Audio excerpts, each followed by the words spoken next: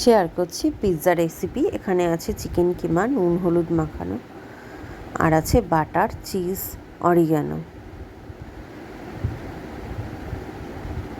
Chilli ফ্লেক্সটা আমি বাড়িতেই বানিয়ে নিয়েছিলাম। এখানে চিকেন কিমাটাকে ভালো করে ভেজে নিচ্ছি।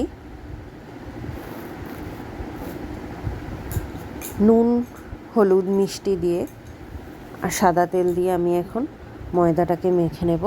আর আছে টক দই। টক দই দিলে জিনিসটা নরম হবে। মাখার পর এটাকে আমি ঢেকে রাখবো আর একটুখানি সাদা তেল মাখিয়ে দেবো এর মধ্যে। বেশি করে সাদা তেল দিয়ে এটাকে আমি ঢেকে রাখবো, তাহলে জিনিসটা নরম হবে।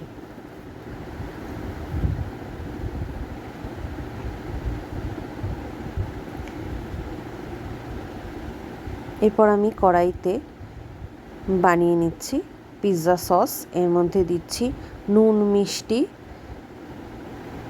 আদা বাটা, রসুন বাটা, টমেটো বাটা। কালারের জন্য আমি একটু লঙ্কার গুঁড়ো অ্যাড করছি, দিয়ে জিনিসটা ভালো করে নাড়তে হবে। যতক্ষণ না লেগে লেগে আসবে ততক্ষণ ভালো করে নাড়িয়ে যেতে হবে। জিনিসটা সুন্দর করে রঙটা আসবে, আসার পরে লেগে লেগে আসলে পরে আমি এটা কড়াই থেকে নামিয়ে নেব। এবার আমি ব্রেডটা বানাচ্ছি। ময়দাটাকে এরকমভাবে মেখে নিয়েছি।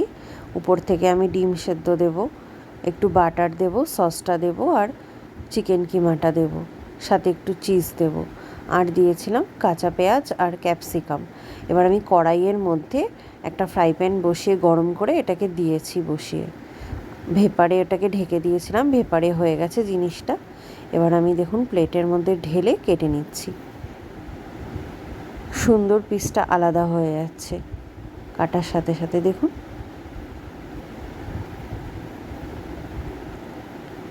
তৈরি হয়ে গেছে আমার ঘরোয়া পদ্ধতির পিৎজা।